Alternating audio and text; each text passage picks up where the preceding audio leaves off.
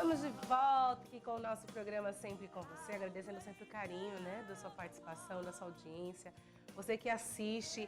Gente, quero fazer um convite para você que está em casa aí, avisar as pessoas que nós voltamos, viu? Estamos no ar, porque às vezes a pessoa falou assim, estava acostumado, né, nesses 2 últimos meses ligar a TV e não ter nada no ar, e agora nós voltamos, tá? Então, avisa os amigos, os vizinhos, os parentes, que a TV Imaculada Conceição está no ar e que está aqui com todos os programas, especialmente para você, programas ao vivo, que você pode ligar, participar, colocar intenção, inclusive aqui no nosso Sempre com Você, nessa terça-feira, no 3349-1015, no 993470532. Pode colocar sua intenção, pode colocar sua dúvida, de repente você quer, né, fazer uma pergunta para o Padre Reginaldo, ele está aqui. Ou então, né, quer pedir um conselho, quer expor uma opinião sua com relação a esse momento. Às vezes você tem um testemunho bonito aí, né, Padre, de deserto, que passou por um deserto e agora, né, continuou e quer testemunhar isso. Pode ligar, pode contar pra gente. A gente tá aqui justamente para isso, tá bom? Mas não se esqueça, ó, avisa todo mundo que nós estamos de volta e viemos pra ficar, tá bom? 3349-1015. Padre, a gente tá falando hoje sobre vitória esperança no deserto, né? E, de fato, a gente espera mesmo a vitória, né? Com certeza. A vitória, é isso que a gente quer. A gente tá falando deserto, e às vezes a gente usa esse termo, né? Ai, tô vivendo no deserto, ai, tô no deserto. Mas, assim, pra nós, né? O que é esse deserto de fato? Ele é sofrimento?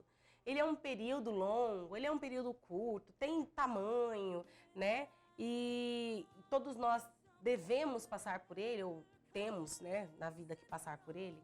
Eu acho que não é uma regra para todos. Eu acho que é uma oportunidade. Eu sempre falo que é uma oportunidade, né? É período de aridez espiritual, né? Um período onde nós estamos um pouquinho distantes de Deus. Normalmente quando nós não estamos bem conosco mesmo, né?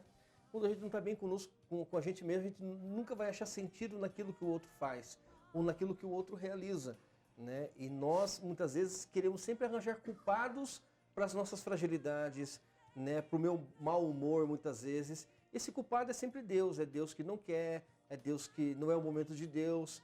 Eu sempre falo, sempre é o momento de Deus, às vezes nós é que não queremos, né? E esse distanciamento, ele perpassa justamente por isso, né? Porque nós, muitas vezes, não queremos enxergar, né, aquilo que nós realmente somos, né? E dar um passo a mais naquilo que nós devemos realizar. Diante das minhas lamúrias, diante das minhas dificuldades, né? Isso não existe um processo, você vai, você não vai, mas é uma oportunidade onde todos passam, né? E se um dia você passar, não se assuste, né? Não se sinta inferior ou não se sinta com medo, né? Acolha com carinho essa experiência e transforme em uma ação de graças. É necessário também, né? Eu vejo, Padre, que é necessário para o nosso crescimento, não só crescimento espiritual, mas como pessoa mesmo. A gente vê muito, assim, às vezes, algumas pessoas passarem por isso e outras, de uma forma ou de outra, quererem, sabe assim, proteger de tal forma que não vai passar por isso. Não tem, o que a pessoa tem que passar, ela tem que passar, né?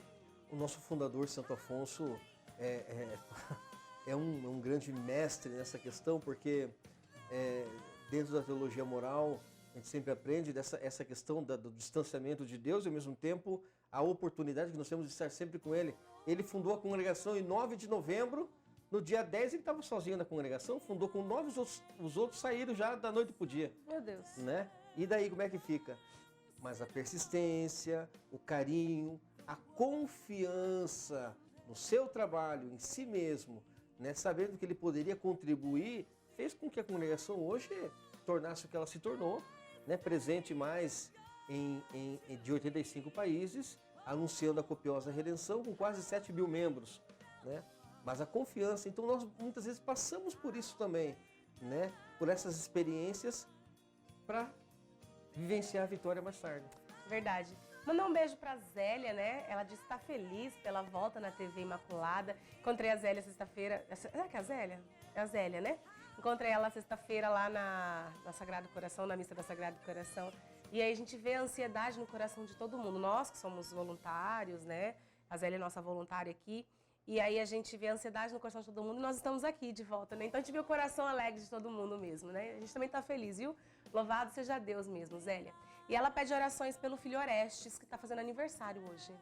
Que Deus então abençoe o resto da sua vida e que Nossa Senhora do Perpétuo Socorro o ilumine em nome do Pai, do Filho e do Espírito Santo. Amém. Amém. Então, padre, e aí necessariamente eu tenho que sofrer nesse período do deserto? Porque assim, me lembra muito, né, esse deserto que Jesus passou, que sofreu, foi tentado, né? E para nós, por que para nós seria diferente? Por que nós teríamos o privilégio, né, de ser diferente? Eu não digo sofrer, Antonielli, mas eu acho que é um período de maturidade na fé. É uma oportunidade que nós temos de perceber, de ser mais introspectivo, né? De perceber aquilo que eu preciso melhorar, a situação que me levou a isso, qual é a dificuldade que me levou a esse deserto. É a questão familiar, é o meu relacionamento matrimonial, é a falta de diálogo com os filhos, é a minha dificuldade no meu trabalho, na minha comunidade, né? Identificar o que me levou a isso, o que está me preocupando, né? E tentar, de uma maneira muito simples, aprender, né? E aprender com essa experiência, por mais dolorosa que ela seja, meus amados, nós sempre temos um aprendizado diante dela, né? E esse aprendizado nos ajuda, então, a sermos pessoas melhores. É verdade. Agora, o que esse nosso deserto, então, tem a ver? Tem alguma coisa a ver com o deserto que Jesus passou? Não Ou digo, não? não. Eu acho que é a maneira como nós encaramos os nossos altos e baixos na vida, né? O deserto que Jesus passou é muito diferente, né? Ele caiu em tentação, teve a tentação ao lado dele, se mostrou firme. É um período de purificação antes de começar o seu projeto de vida, né?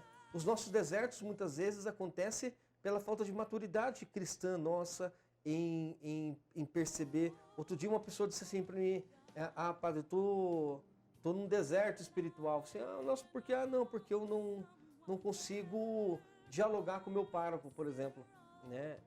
Então, eu não sei se isso é o motivo para que a pessoa passe por isso ou sofra por isso. Às vezes precisa humildade da nossa parte em reconhecer o nosso erro, precisa responsabilidade, precisa de maturidade mesmo cristã em saber que nós estamos passando, né? Nós estamos aqui passando e precisamos deixar algo marcante. E esse algo marcante é a maneira como eu me relaciono com o outro, né? Tem gente que infelizmente vai passar nessa vida sem ter produzido frutos. Jesus é muito claro, toda semente que não dá fruto, todo galho que não dá, toda árvore que não dá fruto, corta e é lançado ao fogo. Então fica a oportunidade para que a gente verdadeiramente dê fruto, né? E os frutos se reconhecem pela nossa maneira a qual nós amamos e a qual nós perdoamos o nosso semelhante. Você está falando, né, de nós passarmos, né? Me vem muito assim, das vezes que nós paramos no deserto, né? Tem gente que resolve morar lá. Exatamente. Tá passando, não, eu vou criar residência aqui, né? Eu vou fixar residência aqui. Não, e daí vou ficar não por fica aqui bem mesmo. consigo mesmo. E o pior de tudo é quando acaba influenciando a vida do outro também, né? E isso na família acontece muito, isso na vida matrimonial, na vida eclesial, dentro da igreja. E a gente precisa dar um passo a mais quanto a isso, né? A gente não pode permanecer no deserto, né? Passa por ele. É verdade. Agora, padre, como que a gente passa por ele sem perder a nossa fé? Porque eu vejo assim, que a gente sabe que, principalmente no nosso momento de fraqueza extrema, que a gente reconhece, né, que Deus é Deus. E eu sempre falo que o sofrimento, esse momento de reconhecimento, de olhar para dentro da gente, faz com que a gente entenda que Deus é Deus. Ainda bem que a gente tem esse momento, porque o ser humano já é soberbo demais. Então, se não tem esses momentos de queda, que as doem e tudo mais, nos fazem sofrer, se não tivesse isso, a gente não reconheceria, né, que Deus é Deus.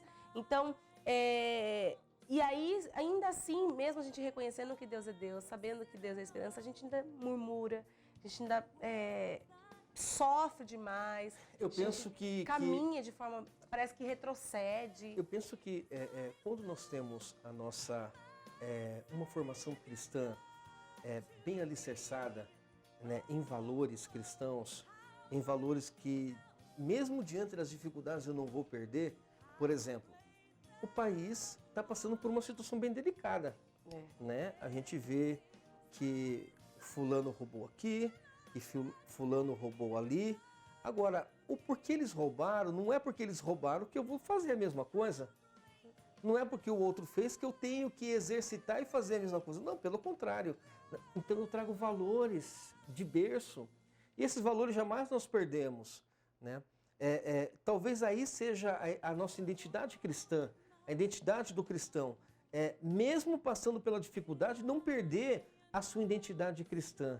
Saber que Deus, que é Pai, que é Filho, que é Espírito Santo, está sempre com ele, mesmo diante daquela dificuldade.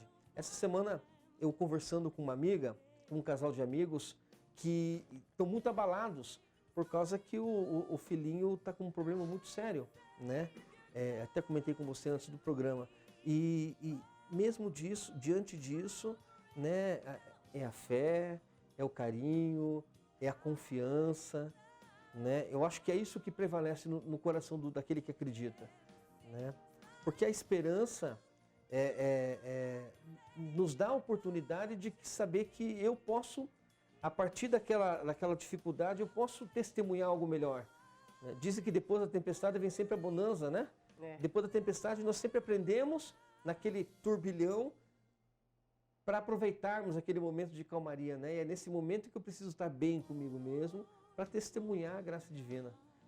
É verdade. Eu não lembro que santo que diz, não sei se de repente é até na Madre Teresa, que fala que o sofrimento é um instante entre duas felicidades, é um momento só entre duas felicidades. Eu estava feliz, aí eu fiquei triste e depois eu vou ficar feliz de novo, porque Deus nos criou para a felicidade. Né? Às vezes as pessoas elas sofrem muito, mas é um sofrimento egoísta muitas vezes, né? Porque sofre quando eu perco algo que vai gerar um valor para mim. Não é algo, eu não fico triste porque uma pessoa está passando por dificuldade ou pelas situações que a vida apresenta, mas quando tira algo de mim, muitas vezes me bate essa tristeza. Eu não estou falando da morte, estou falando de algo individualista mesmo, sabe? E vamos ter cuidado quanto a isso também, para nos tornarmos pessoas individualistas. Porque às vezes os nossos sofrimentos são individuais e não sofro por aquele que está passando fome ou por aquele que está passando algum tipo de dificuldade, algum tipo de anseio. Então a gente precisa ter o cuidado necessário para que isso não aconteça na nossa vida também. Tem também uma outra frase, eu acho que de um outro santo, que fala que se o sofrimento do seu irmão nos provoca alguma coisa, tem alguma coisa de errado com você. Né? Exatamente, é impossível. Eu até falei ontem numa pregação que eu fiz, de que talvez o ser humano, a nossa sensibilidade, ser mais aguçada. Né? E é isso que o Papa Francisco vem pedindo. Pediu até para os padres, olha, os padres, por favor, sejam sensíveis no sacramento da reconciliação, principalmente no sacramento da reconciliação e principalmente com os casais em segunda união. A sensibilidade de ouvir, de parar, de sentar, de escutar, né? Não é necessário você chegar o frio para você dar uma roupa para quem precisa, ou chegar o Natal para você dar uma cesta básica para quem precisa. E tem pessoas que infelizmente fazem isso para não pesar a consciência do final do ano, não, eu fiz uma boa ação no final do ano, eu fiz uma boa ação, minha parte cristã eu fiz, quer dar algo, né, uma cesta básica. Não, eu acho que nós não podemos ser medidos como cristão por aquilo que é prático já, né? O feijão com arroz da nossa fé, né? Em testemunhar. Eu acho que é muito mais do que isso. Se eu saio de um deserto e aquilo ali não me transformou, aquilo ali não me modificou, né? Independente do tempo que passou, né, o deserto. Tem gente que passa por longos anos, tem pessoas que são tempos mais curtos, que sabem lidar com a situação também. Mas se eu passo por aquilo ali não me transformou, é sinal de que eu não compreendi, né, padre, muito bem aquilo que Deus me ensinou. Exatamente. Antonielli, aqui eu gostaria de colocar um parêntese, que é uma experiência muito bonita, quando nós estamos no deserto. Porque quando nós não temos um contato com Deus, o nosso deserto é pior. Né? Quem sofre sozinho, né? Exatamente. Quando não tem um contato com Deus, quando eu falo contato com Deus, quando não tem um compromisso eclesial, um compromisso com a igreja, sendo batizado, eu dispenso esse compromisso por uma circunstância da vida, pela família que não me apoia, pela família que também não tem um contato com a igreja. E de repente, quando eu faço um retiro, ou quando eu participo de um acampamento, né, é algo que transforma a minha vida. A minha vida fica numa euforia. Eu necessito falar, eu necessito vivenciar, E tudo aquilo que eu não fiz em 18 anos, eu quero fazer em 3 dias, muitas vezes, né? E isso é muito bacana, isso é muito bom, né? Mas os 3 dias é apenas uma referência para a minha vida, né? Outros 100, outros 50, outros 300 dias estão por diante, a qual eu devo intensificar com o mesmo amor, com o mesmo carinho, com a mesma dinâmica da minha vida. É verdade. Agora, padre, assim, nós passamos aqui, né, na TV, esse período, eu falo que foi um período de deserto, foi um tempo pra gente refletir um pouquinho, né, sobre o que nós estávamos fazendo, foi um tempo da gente reformular muita coisa, por exemplo, estão vendo o cenário aqui, e aí vem muito assim, da forma com que a gente passa por isso, né, nós passamos rezando e fazendo, e agindo, né, não ficamos parados. E, de fato, foi um momento que, para nós, assim, foi delicado, mas que nós reagimos a isso. Lógico, com um olhar de esperança, justamente pela fé, pelo trabalho, né, que nós temos e que nós sabemos. E isso não significa que antes também não havia dificuldades, né, e que daqui para frente também não haverão dificuldades. Não significa isso. Esses 2 meses foram momentos da gente de refletir, de colocar as ideias em ordem, né, de reorganizar mesmo a nossa vida. Então, para a gente poder refletir mesmo que o deserto serve para modificar, né, para trazer coisas boas, para a gente poder pensar onde a gente está errando, né, de que forma que eu posso passar. E só quem passou pelo deserto, quem passou pelo sofrimento, sabe ajudar outras pessoas, né? Pode não ajudar. só ajudar, mas a compreender também, né? Exatamente. Sem questionar ou sem julgar. Porque às vezes a tendência do ser humano é, ou tá de frescura, ou é frescura dela, ou ela quer chamar atenção. Nós adoramos fazer isso, né? A gente fala que o problema do outro é sempre para chamar atenção, e muitas vezes não é. É só quem passa por um momento, por um período de dor mesmo, é para compreender e entender isso. Então a gente precisa sempre ter o cuidado, né? Dobrar os joelhos. Amados, precisamos dobrar os joelhos muitas vezes para rezar, né? O ser humano sem oração, o cristão sem oração não tem ação. Nós ficamos sem ação. E aí quando chega esses momentos, imagina que uma TV católica, né, que necessita da ajuda dos milites, né, e de repente cai um raio, né, e diz que raio não cai 2 vezes no mesmo lugar, e aqui caiu 3 vezes. Na volta de 2, 3. Agora dá pra rir, né? Na hora e a gente ri, claro, seria cômico, mas é trágico isso. Né? Mas é um sofrimento a qual passamos, levantamos a cabeça e estamos tocando o barco da vida para frente. É verdade. E a gente fala justamente isso, eu rezava isso no começo, a questão da oração, né? A gente fala assim, eu tenho o meu relacionamento próprio com Deus. Amém. Só que a gente esquece que justamente essa oração é que mantém viva essa esperança. E que vai mantendo a gente forte, forte, forte. E é por isso que a gente tem que estar em oração, é por isso que a gente tem que estar forte, porque a gente não sabe a hora que isso vai acontecer, a hora que o deserto vai chegar, né? A hora que a gente vai ter que passar por tudo isso, né, padre? A gente não sabe. Não. Se soubesse, também não teria graça, porque estaríamos preparados, né? Eu acho que cada momento oracional é sempre uma descoberta nova na nossa vida. Isso que é o importante, isso que é o legal. Nós estamos aqui na TV Imaculada para ajudar você a passar por esse deserto. A gente sabe quantas pessoas que procuram a nossa emissora, que ligam para nós, colocam a sua intenção, né? Acompanha a Santa Missa de manhã, hoje o senhor celebrou com a gente aqui.